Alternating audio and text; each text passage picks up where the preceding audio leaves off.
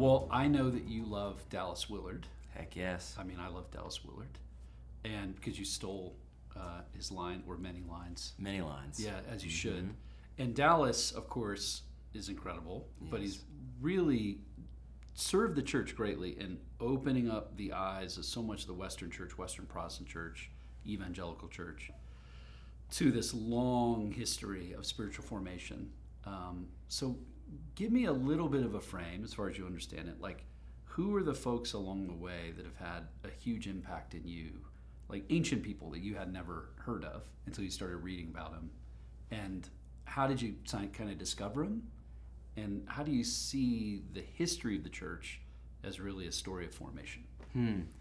Yeah, I mean, it started with Willard for me, so Right. to a T. And, in the Catholic tradition and in academia, it's very common to have like an intellectual father or mother that is kind of the dominant voice in your paradigm and we would say, your spirituality. And so I think Willard has been that for me at an intentional level. If I do nothing else other than spend the rest of my life kind of sorting through his work, that's a life well spent in my mind.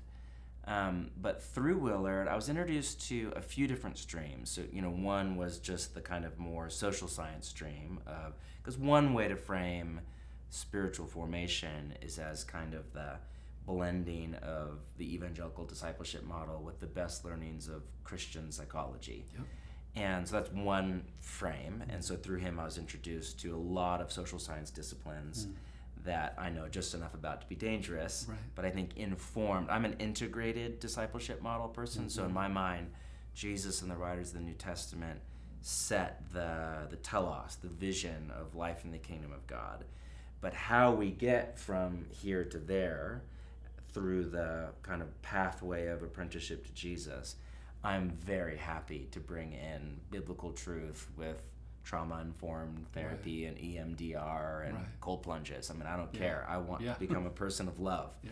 And if healing my nervous system through daily cold plunging and breathing is going to be helpful in my capacity to obey Jesus' command to love my neighbor as myself, I have an integrated approach. So, that was kind of an introductory to these fields of study. But the other way to frame formation is how you just did, that really all Willard and, his kind of companions were doing, and all that I'm doing and other people are doing, is kind of righting the ship a little bit and kind of reintroducing the Western Protestant stream of the church to the best moments of the Church of Jesus down through church history and all over the world, on other continents and other generations.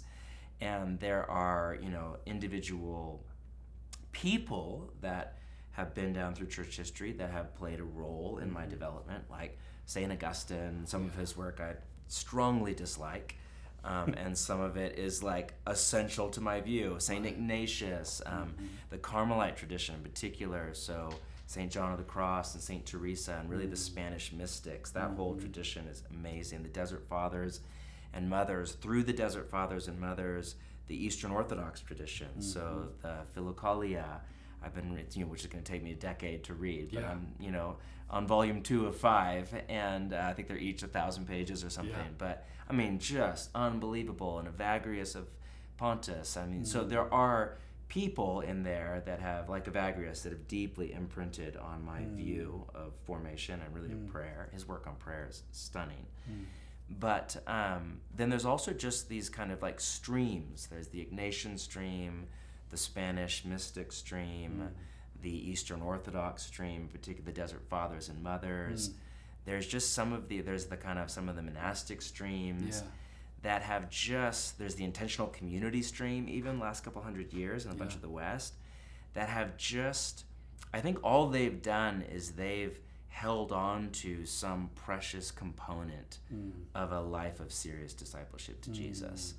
And they've often put it on display in a concentrated form that the rest of us mere mortals can experience at some level. Taste of. So I'm a firm believer that really all Willard was doing was there's nothing new. It's like there's a word for something new in the Christian tradition. It's heresy. Right. You know? Right. I mean, that's not to say there isn't genuine new Right. learnings from Right. neuroscience Right. or, you know, all that stuff. But really, you know, if you go back and read Evagrius, for example, if you read the introduction to his book, Talking Back, which is where the 7 deadly sins are based on that book, he has a little 4-page, you don't even need to read the book, it's more of a workbook. Just read his introduction, 4 pages long. He is articulating pre-verbal thought, I mean, stuff that is on the bleeding edge of interpersonal neurobiology right now. He's articulating. He's not using words like limbic system and, you know, but he's articulating this just through his experience of prayer and its effect on the development of the human soul. Yeah. So I have just found it stimulating. And so what do you think, I mean, because again, you're a study of culture and of history. I really appreciate how widely you read. Lots of pastors, leaders, people who are just trying to follow Jesus are not going to read maybe even 2% of what you have already read. Yeah. Or maybe this week we've already read. Well, let's give them more than 2%. Okay. Five? I'm not that much of a 5%? reader. No, more than that. Okay. But 10, yes, I know. 10. I hear what you're saying. So it's, yes. it's a lot. I spend an low. inordinate amount of time reading things Well, that nobody else and by the cares way, about. we're all benefiting from that. Yeah. That's part of my job. That's part of my role. I think that's So then part what of the do you role of teachers in the church. But what do people do who are trying to explore some of these things, and or they're leaders, they want to help lead their churches? What are like first steps for you? Like, I mean, what are ways that you think people get help to connect themselves to the long tradition? And or what is it that kind of keeps them from that? How do we get stuck reinventing everything all the time, or seeing church history in 20-year windows? Yes. How do we get out of some of those loops? Well, and that's a uniquely American thing. So, you know, Carl Trueman, who's done some really helpful work lately on culture, writes about how ahistoricity is a key component of American culture in general. It's almost like human civilization that's healthy started with the founding fathers or something like that. And, you know, I was taught church history starting with Martin Luther's, you know, knocking on the door. That's where church history started in my mind. Before that, everything was terrible, you know. It's like, no. Turns out there's a lot. You know, absolutely.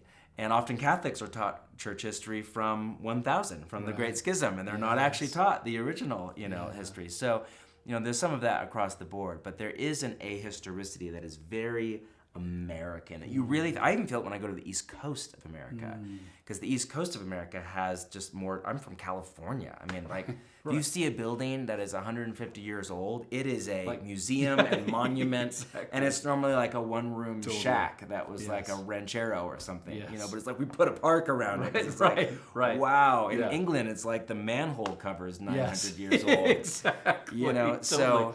Same water system, You same pipes. even feel it on the West Coast. You certainly feel it in the UK and in Europe. There's just a greater value for history and tradition. And there's these ancient cultures like Italy and Greece that have kind of evolved and kind of reached a different you know, level of consciousness. America is such a new country, such a social experiment, and so we can't help but kind of just. That's the power of culture. It affects us and we don't even think about it. None of us sat down one day and decided to not care about church history or other cultures. We just were American and went about our life. So I think you need to expose yourself. And it's dangerous to talk about this in the abstract and the ideal, because none of us have enough time. I feel like I don't possibly read enough, know enough. No one does. And the more you learn, the less you realize you know. And that's why learning is so humbling. But we have to, I think, don't make it about mastery. Make it about a discipline and a desire and a commitment to just learn outside of your narrow stream. And that's where, and that would be learning outside of the Western charismatic tradition. And, you know, and sometimes it takes humility, especially when we want to learn from people that maybe we don't like certain aspects of their stream of the church. But that's the real gift of the moment in history we're living in. You look at most church traditions, let's take the Reformed tradition, the Lutheran tradition, or the Pentecostal tradition. Most of them came at a day and age. Like a lot of the Reformed world is like, this is what 16th, 17th, 18th century Europe was like.